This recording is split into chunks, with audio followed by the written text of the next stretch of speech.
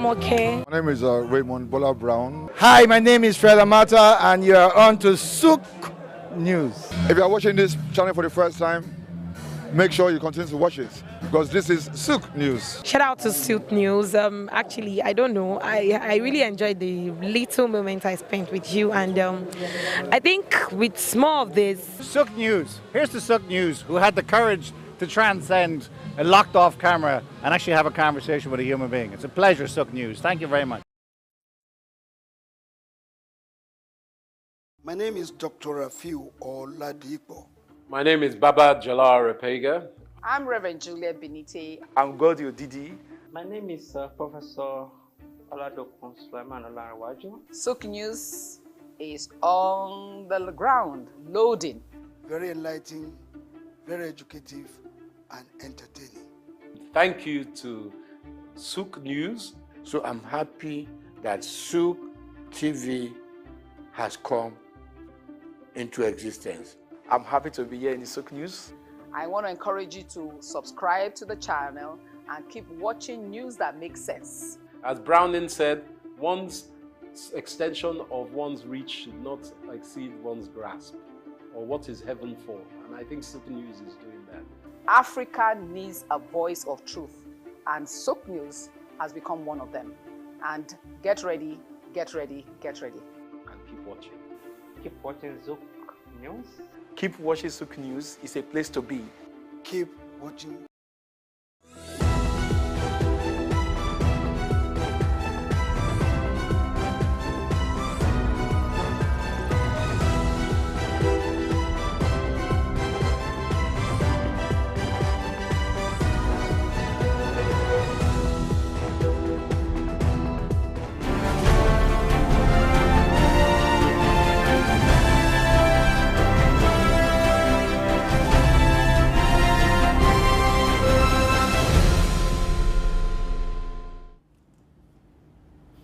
Yes, hello and welcome to Souq Pulse. Here we place a stethoscope on policies, on development agencies, on businesses and how they tweak and how they also affect finances and economies of nations, be it in Africa, be it in Asia, be it in Europe, and be it in any of the major formations around the world. We check for the pulse and see, are they doing good? Are they affecting the people positively? And are we seriously surviving under those economic conditions? My name is John Rogers Chooks, and this is Souq Pulse. I'm not here alone. I'm here with my own partner and my co-host. Stuck with me. Grace, how you doing? I'm fine, thank you. Hello and good afternoon. My name is Grace Komalafe. Yes, like he rightly said, welcome to Souq Pulse, where we look at issues that impact policies, businesses in Africa and beyond. Yes. Yes, thank you very much, Grace. I can't just stop looking that way. Yes, we also have not just our in-house analyst. He is one that has spanned through the course of time, imparting knowledge and making organization work well. You're wondering, yes, we have our own Dr. Ida Hosa. He's also stuck with us, and he can't do without us. Sir, you're welcome to Souq Pulse. Unfortunately, I am sitting in between two partners, so I don't know what to do. No, you are very safe. Well, for those of you that don't know, he made this union possible, so hey. Oh, goodness. If we're growing. Oh, goodness. You don't have to say this out openly. You don't have to. Please just keep it. I should keep it in the wraps. Yes, please. Okay. So I am blessed. We are blessed to learn from the best, and we hold on to him. We want to say thank you for always tuning in and staying there on Souq News. And this is your program, Souq Pulse. Today we are looking at China. We're going Asia, and we're looking at China and her inroads to Africa. Everyone sees Africa as a pivotal point, a major continent. For everyone that needs to play globally, you need Africa. Now we are looking at China. To what extent has China been able to have that foothold and strong grip on Africa through their various projects, through their various initiatives, through their various diplomatic ties, and what they've been doing in the last 20 years? We want to now explore how has Africa been of benefit to China in gaining their global dominance, which is the interest, and how has Africa fared in this particular pursuit. We will be looking at this, both gains, losses, investment, loans, education, cultural ties, business and trade ties. And by the end of today, we will have some particular message, and if possible, a policy statement to say, yes, Africa is in the right direction. Definitely. And Africa definitely from doctor, you know. Of course, definitely. That's why he's here. That's why he's here. So, sir, you're really welcome. My pleasure to be on the show this afternoon. You're really welcome. Let me start from this premise. In 2022, it was adjourned that China had the highest trade without brands, trade volume with Africa. Now, that is very questionable, though. When you look, if you now add a whole lot of other brands, other companies that are majorly, yes, they might be manufacturing in Asia, but are not owned major shares by the Asian giants. Now, well, I think that it's just a natural phenomenon, and it's not just with Africa. And I think even with Europe and with America, you see the volume of trade that China does with almost all countries of the world. And this is arisen from the understanding of how labor influence or affect prices. Now, if you are a student of history, you follow and see that at a certain time, Europe had dominance across the globe. And in the 1980s, and late 70s. In the 1980s, prices of labor got up so high in Europe and in the Americas, and they were looking for places to put money. And there was a ship labor to Asia. Japan, precisely. And all American brands and factories sprang up in Japan, and production was in Japan, so Japan was feeding the world, as it were. And then, of course, as the economy started to develop and grow, what happened? Labor became very expensive in Japan, and so they moved to the Asian tigers, Malaysia, Thailand, and the 5 Asia tigers. They were now the recipient because labor was cheap.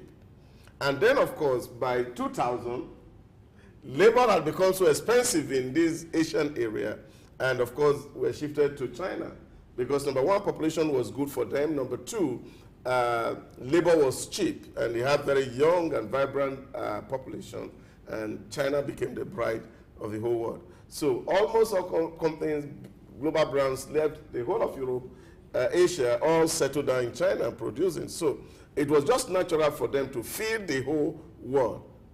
But some 10 years ago, 15 years ago, China understood that there's a possibility of labor also increasing in China. And then, of course, the owners of this brand had to move out of China and go somewhere else. And they started to figure out what to do. And they saw the robotic technology, the use of the humanoid, and China has deployed that since. And now humanoids are about 60% in Chinese factory, doing what human beings used to do.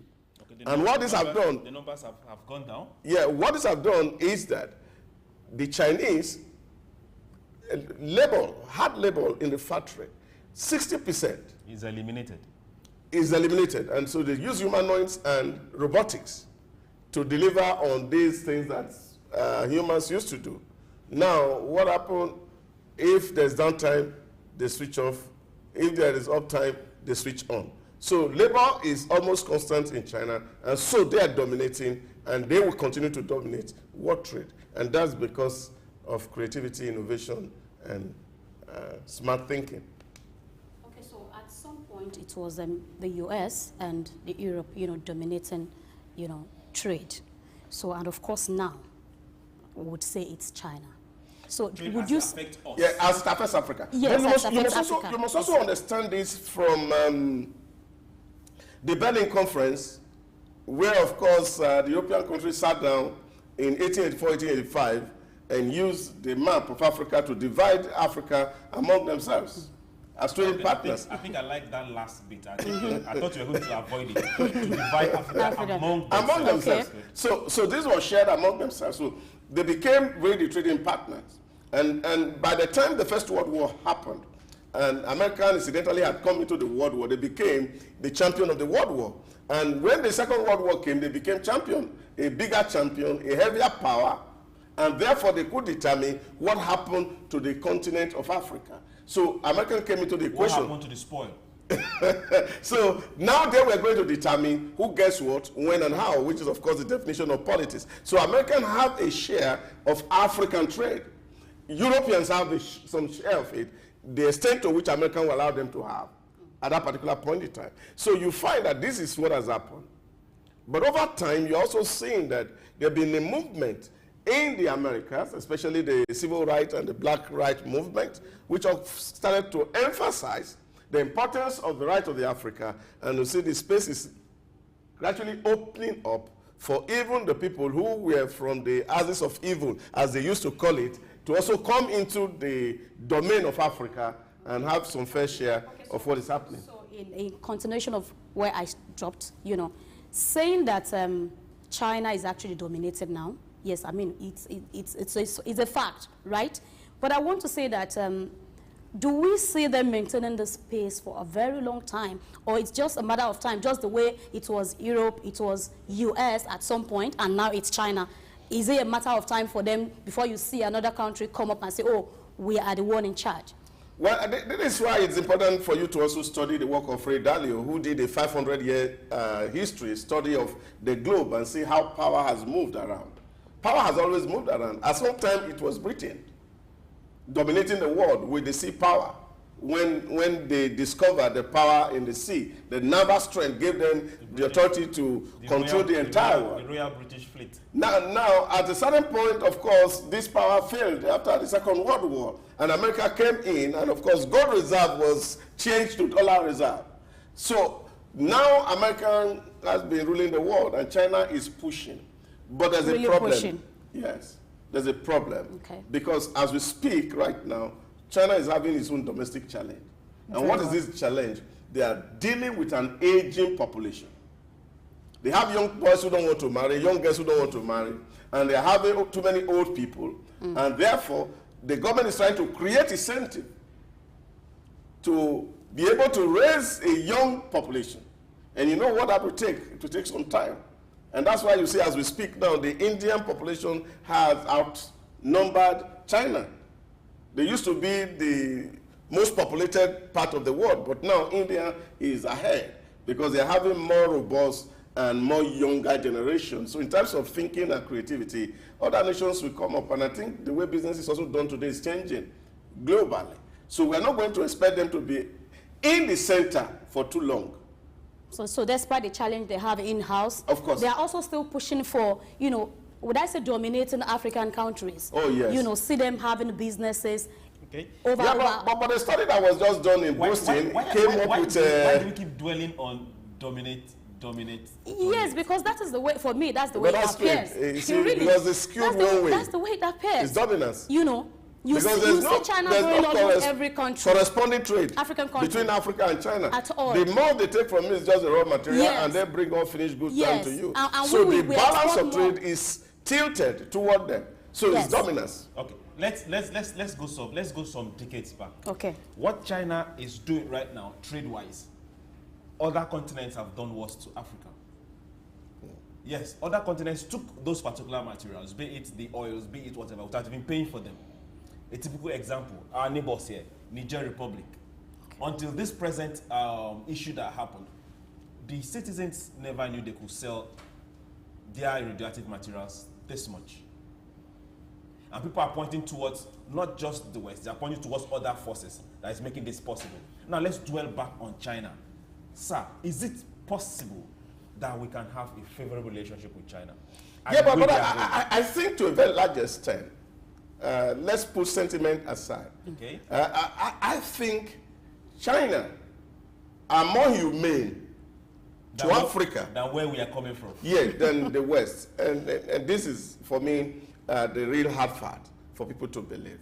You see, a lot of issues that people blame on China are actually the narrative that are driven by the Western media. Because you know that African is also becoming coming of age, and we are now wiser than we used to be. And we know that things can change. And then, of course, somebody must tell you that, look, this is a bad friend, don't follow him.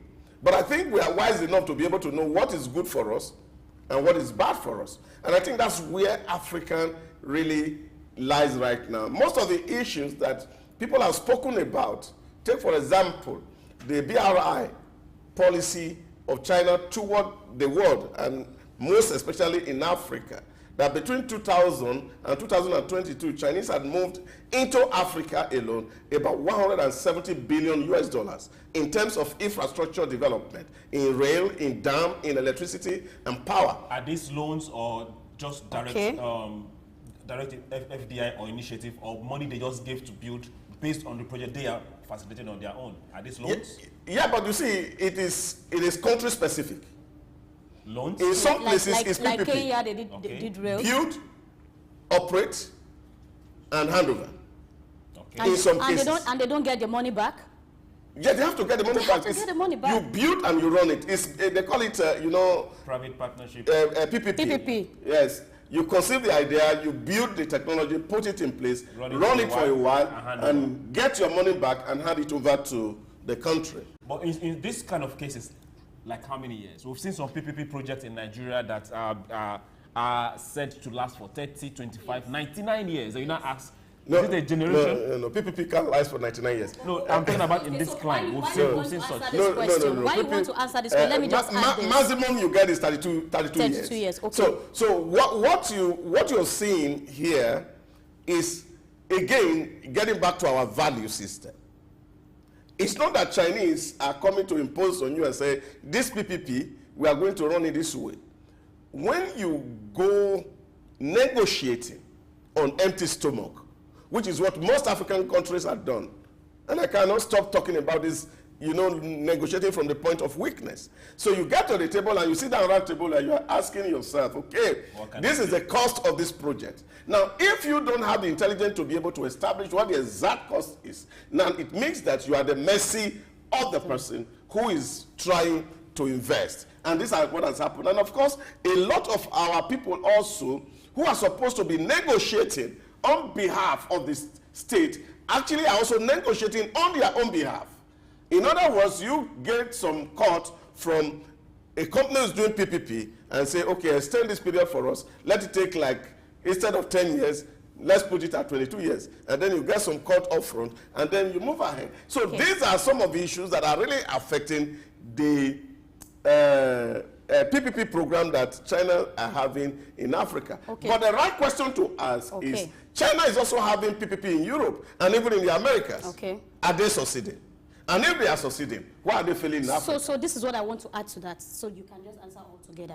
Some people would say public-private partnership is not a good deal for a country. While some will say, oh, it's the best way to go because you don't have to begin to struggle too much to get funds to take care of some things for the nation. What do you think? Well, we have seen PPP model succeed globally. Even here in Nigeria, we've seen some ports succeed. No, we have not seen in Nigeria. There's no example. We have. There is no example of a successful PPP in Nigeria. The only one that would have been successful would have been the Lekki toll gate. And it failed.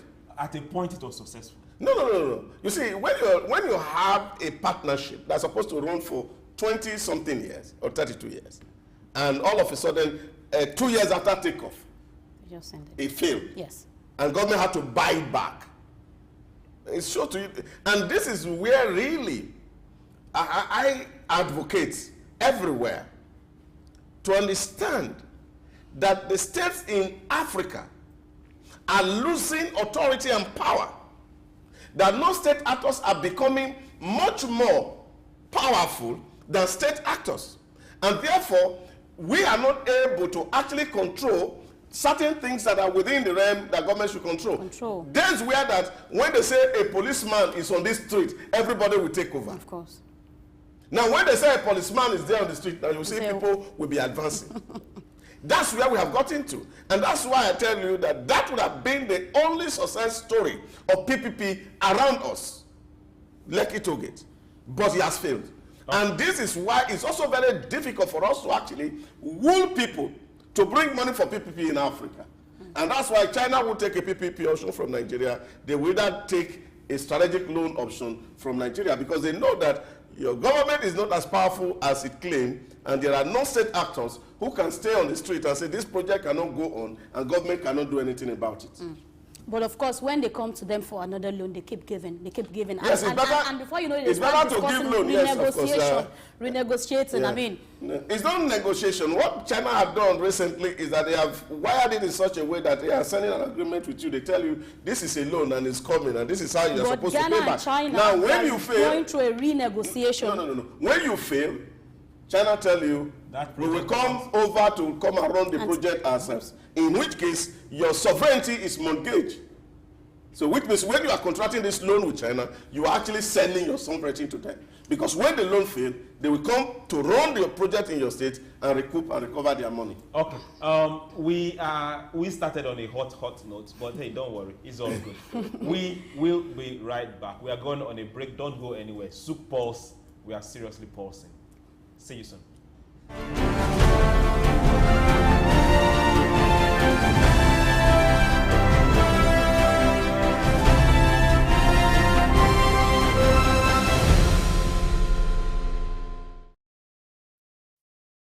My name is Dr. Agility Obi. My name is Etemere Glover. Naomi, well done, and shout out to Souq News. Shout out to Souq News. I want to encourage everyone to keep watching Souq News. Shout out to Souq News, and yes, tune into them. Keep watching Souq News.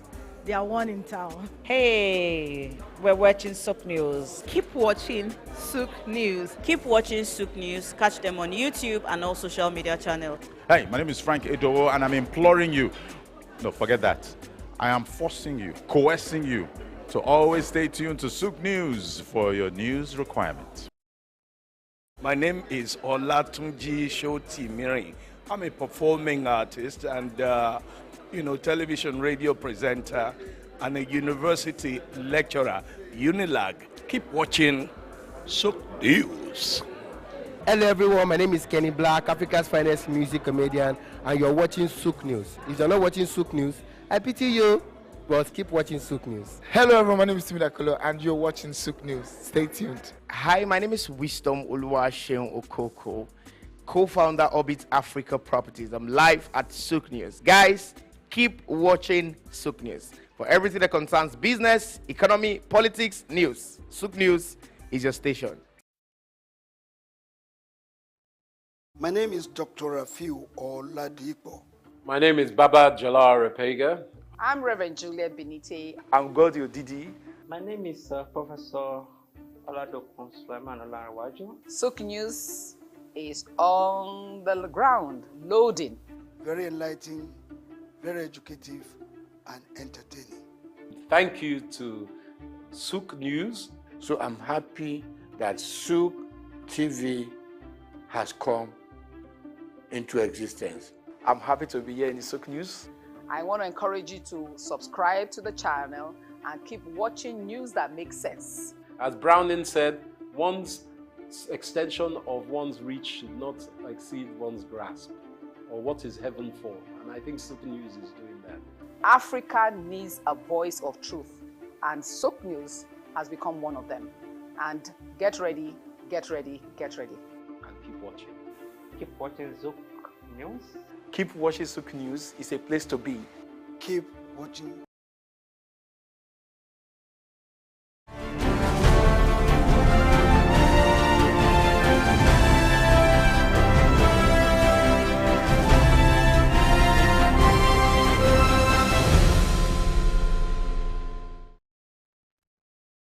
Yes, hello and welcome back to Souq Pulse. We're still here live, and my co-anchor Grace is here, and the one and only doctor in the house, our own wise one, is here. Stuck with us. He's going nowhere. So now let's go to some specific projects. Now, we see China invest in, like you said, a lot of infrastructure in Africa. A lot of very good infrastructure. And they don't just invest. Now, my question is, when they borrow money from some certain project, they give you the money, they also come with the workforce for those particular construction. I give a typical example. The railway line here in Lagos, they provided part of the loan. The workforce was from China. The technical workforce was also from China. So what happens to integrating the people from those countries to fill up those places? At least, even if it's the experience, and the lesser money that will be spent on the workforce. Don't you think that will go a long way to help the country? Or is it part of the contract that was signed? But of course, most times this I think every investor, anybody who put money down for a business, there's something he looks out for, and that is profit. And also be sure that you are giving out money, that the risk is not too high. There are a few things that we must address as a country, and this is where we need, I keep speaking about, there's no way we can talk about the transformation of Africa without a solid investment in education, where you are able to actually raise the critical manpower that are able to do the core job. So what we have seen is the fact that you have personnel gap on critical aspects that will make the project succeed. All these things are put on the table. So when you say, and when you say personnel gap, you are saying yes, you see, yes, manpower. I beg to disagree because I want to believe believe that. You don't need to beg. You don't need to beg. I just give you one straight example. Okay. Don't beg to disagree. Dangote is owned by Nigeria. Yes. Funded by Nigerian money. And they have over 11,000 staff who are expatriate. Why do you think so? So why should it be so in the first place? That is why it is so. Why should it be so? So that's why I said you don't need to beg to differ. As we speak, for example, because the world has gone digital, AI is driving every process. Okay. And you don't have people who can use automation. You don't have people in special key area. There are people who are having degrees and carrying engineering degree, mechanical engineer, electronics engineer, who cannot wire a house.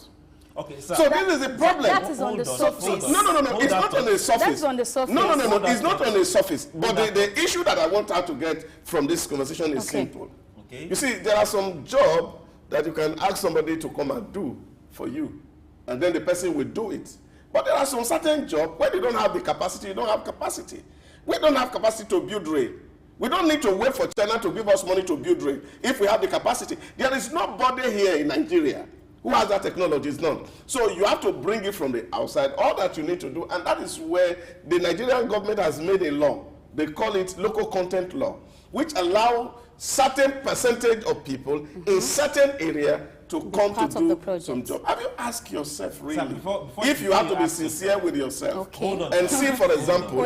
Hold on. Before you ask yourself, can I chip in this?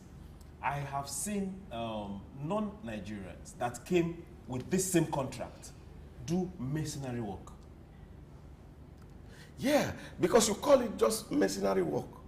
But that is what it is. No, it's not that is what it is. You have to understand this thing. You mean Nigerians can't mix cement and concrete? Oh, yeah. Somebody has to supervise the ratio of water to sand and to cement. You see, these are scientific. In short, it was, as a matter of fact, that was what I actually was pointing out to. Okay. That you are going to see where a Nigerian company they have done road, and you are going to see where expatriate do road, and see the lifespan of those roads. It will tell you of your competence. You see, we overvalue ourselves. I hear this a lot. Is this more of competence or more of... No. There's no morality. There's no morality around it. It's just a matter of competence. And this is the reason why. Some years ago, I was in Auchi Polytechnic, and I had the privilege of sitting with the rector of that university.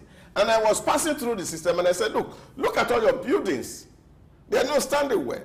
What are your students doing? Oh, he said government does not even allow them to participate, so contractors are the ones doing the building. Meaning that they don't believe in them. Wait. They don't believe in what they can do. It's not about believing. What I'm saying to you is that when you don't have competence, you don't have competence. Okay. And nobody is going... You can't sit on a bed, for example, with a knife in the hand of a man who has not been trained as a doctor or certified. Okay. Will you? Okay. So this is the issue. So when projects are take biases away from it. We're all Nigerians. I have never had any education outside of Nigeria. You have not? I have never. Okay. So what I'm saying is that the content and the quality of our education need to be revisited. Okay. Because this is where the real issues are. So, no. I understand because it impacts on the issue that you raised, which is why that China, they are coming to do a project here. They are also interested to see the project succeed. Because it's a marketing platform for China to point to it that we did a real project in Nigeria, it succeed. So when they are negotiating with Cote d'Ivoire, they can use it as an example of a success story. But if it fails wholly, then they can't use that case. So they also are interested in keeping their name in terms of negotiating, not just even with third world countries, even with the most civilized country in the world. They want to point to something that is successful. You cannot take that one away. Okay. So what that means is that you have reduced risk by at least taking some money back from the contract to go back to your country, which is, of course, the whole idea of foreign direct investment. Thank you very much. Now you have spoken to a particular point, and I think that, yes, I agree. Now, let me tell you some points I don't agree. Now, not only Nigeria. Now, some other West African countries, you will see them not just building the major rails that they came for, because they build adjoining houses, they build stations, they also build some porters. You will see Chinese indigenes roofing the buildings, carpenters. I said, so that begs me to ask. Yeah, but why it's can't not. the locals do that? That is why I said don't beg. Okay. Don't beg. Even we here that are building our private houses, our local houses, without Chinese loan, we still go to Cotonou to go and get somebody to come and do POP for us. There are places. We got not 100%. No, it's 100%. Not 100%. No. If you want a good job done on POP, then you have to bring them. And some Nigerians have actually learned from those people, and they are also doing it pretty good. No. Yes. Because I know some contractors that I know that they've actually built lots of buildings. No. I mean, not just in Lagos, all over. Let me come to this. What you should know is that it's because we are not registered. Okay. If we are all fully registered, and you have asked people to bring down their national identity card, you will see there are too many people who are not Nigerian that to feel that are Nigerian. So there's a lot that's happening. When it comes to POP, let's leave it for Benin Republic. So there's a whole lot we need to talk about. Okay. See, when you are looking at the success of a project, you have to talk about the manpower. It's critical. So it's not as if that Chinese deliberately do this because when it's available. Because when you go to other places where they give loan, like in Europe, and they know that people here are bound to corner. China is not that we are very corrupt. Are they not? Corruption is not. But you see, no. They know they are corrupt, but they know that once it comes to issue that has to be critical infrastructure, in China, they will not. If you take corruption, they will cut your neck. That is what it is. So they know here that you see, it is the risk element that you have to talk about. Okay. And what is this risk element? If the contract fails, it bears China's name. So they don't want to see the contract fail. I am not speaking for China. I understand. See, what I'm saying in essence is the fact that this is what Singapore did. When Lee Kuan Yew was to build Singapore, we cannot stop using Lee Kuan Yew as a model. The first thing he told himself was that he needed to train Singaporeans so that the financial community that are coming to Singapore to build that ecosystem for safety of fund were well trained, that if they need an expert, they can find a Singaporean to employ. And this is what Nigeria had done. Nigerians should do. The government need to deliberately enforce some of all these things. It's not that we are not doing it. But those Nigerians are giving scholarships to their citizens to go study abroad and return to build Nigeria. Now, when they finish the school, they will disappear into the town and they don't come back. And this is where you find this gap in terms of human person. And I think this is where we need to enforce that if they use state money to send you to England, to America or Canada, to go and study so that you can come and add value to us. And if you don't come back, we should sell your father's house. Okay. So what if the father do not have a building? Before you sell the father's house, my goodness. Let's look at another part of China's inroad to Africa, and that has to do with cultural exchange. On this particular one, for cultural exchange, they 100% sponsor it because I know a lot of countries with their ministries of culture and their information ministries, they regularly send, I won't call them attachés, I won't call them ambassadors, but that's what they end up becoming when they live here. Okay. They represent the country, and they go spend some time, days, weeks, months, and they tour around China deliberately. I don't even understand. They deliberately make Africa come to China and get to see the best part of their places. Those that want to stay and study, be it Mandarin, be it the other languages, get to stay. At the end of the day, they send them, they leave and come back here. And they now become not just attachés, they become more like corresponding forces with Chinese organizations here in Africa. And that has been very successful. They sponsor it 100%. Can Africa emulate this kind of intentional investment? Yeah, it's important that we emulate. But that's why I say to you, this is not just new with China. It's not today they've done this. And that, like yesterday we spoke about it. When China, they have to reinvent themselves. They have multiple languages like we do. For 30 years, they shut their borders and closed everywhere. And they develop a new language. The current Chinese they speak now has not always been the Chinese that was in place. This was a new language that was developed over a time. And to say to you people who are conscious, they have a way of telling their story. And these stories and these proverbs, this philosophy is what is driving the Chinese civilization. You are talking about sending people to Atache. In University of Lagos here, there's a Chinese center where Mao Zedong is studied comprehensively in Unilag. So what they've done is that they are invested in propagating a philosophy of life which they feel is superior to yours. And we as Africa had abandoned everything that is Africa we ever had. And embracing. And we are craving for other people's culture. This is our nightmare. This is our undoing. And until we'll have a crop of people who will wake up one day and begin to see, let's discover and rediscover ourselves, we may not be able to be competitive among the community of nations. Okay, so I want to come to this. I think we already said something partly about it, talking about China not being able to actually sponsor some projects completely in Nigeria, right? So of course you have them do some projects completely. Okay, so that's what I really want to speak to, investment in Africa, now bringing it to Nigeria. They've given us a whole lot, you see, but don't also forget the biases of our politicians toward the West. Because we are also very suspicious of China, as it were. So these are also other things that has affected us. You know, it's just like the story is always being told about the failed Jakarta Steel. That at independence, Russia actually extended the hand of fellowship and said, let us come and build your steel rolling mill. And they started that proposal since 1957. And at the turn of independence, one would have expected that these guys were given this opportunity to build. And it was concession, as it were. But of course, we said we were not aligned. And we were not aligned to the West, and we were not aligned to the East. And what happened is that we eventually gave the contract to a French company who subletted it to a Russian company. See, this, you see, this is where sabotage came into the Jakarta Steel, that up to today, we have not been able to resolve it. The Russian technology is behind it, but the person who has the contract is a Frenchman. So this is the kind of thinking around Africa, that we are not understanding how the international game is played. That it's about interest. That when it takes American interest, they don't really care who is in the throne.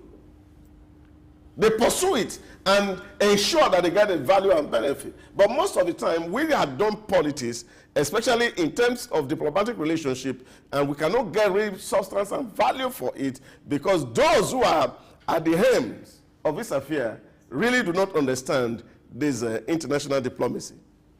Okay, so trade balance, or you call it trade deficit, how do we get better at it? Trade imbalance. Talk about trade deficit with who exactly? I mean, Nigeria and Africa and China, Africa and China. Yes, Africa and China. Of course, you see that we do more of importation, How many of those things do we take out? What do we get? Do you get it? What do we get? Let's first ask, what do we produce? Amen. So that's the point. How do we get better? What exactly do we need to do to ensure there is a trade balance? That's what I'm asking. I don't know how true this story was. A prominent Nigeria, sometime in 2019, we're having a conversation somewhere in Abuja, and he said he was coming from Vietnam. Okay. And as he got to Vietnam, he was teaching and was telling them, I said, oh, we have plenty of cashew, and you can come to take cashew in Nigeria. And say, oh, we come to Nigeria to buy cashew every season. From April to June, we're in Nigeria collecting cashew. We actually need up to about 19,000 tons of cashew, but we can't get that. It's about 8,000 we get at the moment, and we really wish it improved. And I was asking them, I said, why not come to Nigeria and set up a factory? Oh, I said, he laughed. And then they now told him, I said, oh, we came to Nigeria before, but we could not set up. And when we saw the way things were, we moved the factory to Cote d'Ivoire. That our factory is in Cote d'Ivoire, where we are processing cashew nuts. One of the issues that Obasanjo had with the Jonathan regime was the fact that one of his friends came from Australia to invest in Nigeria. And then the man was scammed in Aso Rock. Okay. And names were pointed, and nothing was done. Obasanjo wrote it in his book, My Watch. So all these issues are the things that affects us as a people. You see, when people elevate their personal gain above national interest, this is what we get.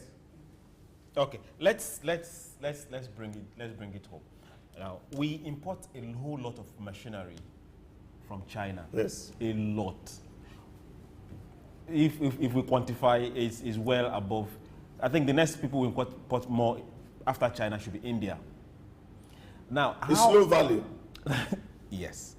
Now, how can we try and make sure that, yes, we might not be able to produce these machines here, but how can we say, okay, if we are importing machines from China, China signed a pact with us, the spare parts should be made here. We shouldn't depend on you for both machines and depend on you for spare parts. Yeah, but you see, this happened in terms of negotiation, and this is what I'm saying. China can't come to Nigeria and say, this is how I want to do business. They're even begging you to do business with you, so you have the right or the bragging right to say to China, this is how we want this procurement to happen. And this is happening globally, where people get into a contract, and you are looking at not just, they call it value engineering. You are not looking at the contract by itself, and you are saying that after some time, we should be able to have technology, either for maintenance, not necessarily transfer, that you give us this equipment, then we are able to maintain it. You see, but this is not a decision to be taken by China. It's a decision to be taken by us as Africans. That we as Africans must get to that point that whenever we get into negotiation, we are not negotiating for private pockets. Okay. Not even this one now, not the point of weakness. We have very intelligent people, but people who are negotiating for themselves. I still use the P&ID case yesterday, where those who signed those contracts and get Nigeria into that mess only benefited 100 million naira. And if not for the tenacity of the last Attorney General of the Federation, Nigeria would have paid $11 billion for 100 million naira that came into one woman's pocket. So this is where we are. And this is where I keep talking about value. Until our value system changes, where every Nigerian understands and they say Nigerian first, before individual, where we elevate patriotism and nationalism, we will still get around this same circle. Because these people are not coming with their portfolio bag to Nigeria to want to tell you this is how they want things to be done. In short, as a matter of fact, we are the hardest people in terms of negotiation. Okay. But what happened is that those things are not done for the interest of the states. Okay. Now, before we see how hard we are, let's look at it from this angle. Now, China is trying to compete, and they're competing favorably with the West. Now, Nigeria and other African countries are trying to see how they can put their natural resources to better use. Now, these natural resources has been majorly in the hands or majorly traded with the West. Now, China is coming in, and China is getting some share of it. Is it possible? How can African countries, even if they can't come together, stop the mistake they made initially with the West when it comes to export of their natural resources? Not just the raw, if it can be processed and value added before it leaves here. In my university days, I did a seminar when I was doing my master's program on external influence and the factor. And I argued boldly in that presentation that if the white people didn't come to Nigeria, we would not even know that there's oil on the soil. I don't think so. Whether you think or you don't need it, you think it, you don't need to think about it. The truth of the matter is that until they discover it, you didn't know it was there. Before the white men came here, there were street lights in the street of Benin. Yes, they were using palm. Yes. Yes. The white yeah, but they didn't know. Hold on. Wait. The white man that came here did not have street lights in his own place. Wait. Don't distort history. As of when the white man came here, they didn't know about it too. Wait, don't distort history. You see, because this is the way we distort history. I was talking the other time with somebody and he said to me, I said, oh, if we were allowed to grow, we would have been the same. And I said, go to Koma village in Adamawa State. It will give you the history, how you would have looked like. In 1988, a little village was discovered in Koma that has no contact with any civilization. And the people were still naked. But same thing in Brazil. And we are living in caves. Same thing in Brazil too. We are not talking about Brazil, we are talking about Europe and West, and we are talking about West and China. Because the people in Brazil are your color. They were living in their natural habitat. The people in Brazil, no, there's nothing happiness in it. They were happy living in their natural habitat. There is no happiness in it. Civilization came and changed the whole thing. It's not civilization. Now you are So trying what do you to want to call it? Now you are trying to tell the world to go back to green revolution. What are you trying to do? Leave green revolution. Let's tell ourselves simple truth. I am a very objective person. Okay. The truth of the matter is that if we have the potential to grow, the Koma people would have grown. We would have seen the drone they were flying. We would have seen their motor car. We would have seen the aeroplane. They didn't. They were still very crude people in 1988. So this tells you what Africa would have been if there was no contact. The story you are talking about Benin, you need to know at what point does this interaction happen. Because people always trace the history of Nigeria to the history of colonialism. And they have forgotten that trade existed before colonization. So these are things that we need to put. And regions in Nigeria existed long before colonization. Caliphates existed long before colonization. When did caliphate come to Nigeria? When did they were caliphate before, way before colonization? When was colonization? That was after the Industrial Revolution in Europe. This is what I'm talking about. Yes, after the Industrial Revolution in Europe, you need to check your dates. These are the issues we need to talk about. So let's even not go into those areas. My real submission here is simple. We need to engage with the West. We need to engage with China. The last time Chinese, what they call them, the Emiratis, were going to buy some weapons from America. Okay. And they also had to buy 5G. Okay. And they discovered that they should buy it with the Chinese company. Okay, Hawaii. Yes. And then America said, if you buy from them, we will not give you weapons. Okay. And those guys went into their meeting and they came out and said, well, who are we fighting really? They are not fighting anybody. What will the weapon do to us? And they say, keep your weapon. We will buy the 5G. And I think that's the kind of negotiation that Africa need to take with any power in the world. Okay. Where you get it more valuable, go for it. You don't need to carry sentiment in your mind when negotiating for the will of the people. Because of our time, so I want to take this one question. I don't know if you have more questions to go, but of course, the time is gone. Yes. It's not gone. It's okay, so few seconds. Earlier while you were talking about China not wanting to sell their name, you know, wherever they go, they want to say, okay, this project, we did it. I mentioned inferior items. So why do we have this name, Chinko, in Nigeria? You have influx of inferior items. It's a simple answer. Okay. Nigerian businessmen go to China and they tell you, what do you want? You want European standard, you want Asia standard, you want Brazilian standard, or you want African standard. And we go there and we say, our people don't have money to buy, so they produce what you can buy. So it's our issue. It's our issue. It has nothing to do with China. Thank you. I want to say thank you very much for staying on, watching, and logging on to Souq News and Souq Pulse. I know you enjoyed today's show. But before we go, we always try to make that policy statement. So, sir, looking at China, good neighbors, good business partners, good trading partners, what will you advise our leaders, because it concerns us, how should they trade with the Asian giants? It's simple. Put the interest of your people over and above your political interests. That's just a simple Very one-line. short.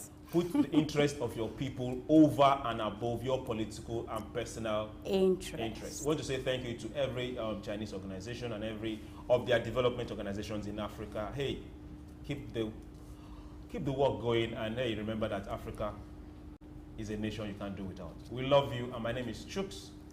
Okay, so for me, I want to advocate as well Nigeria first, regardless of anything. My name is Grace Komalafe. Until next time, tomorrow, I guess. Yes, we'll see you again on Souq Pulse. Bye-bye.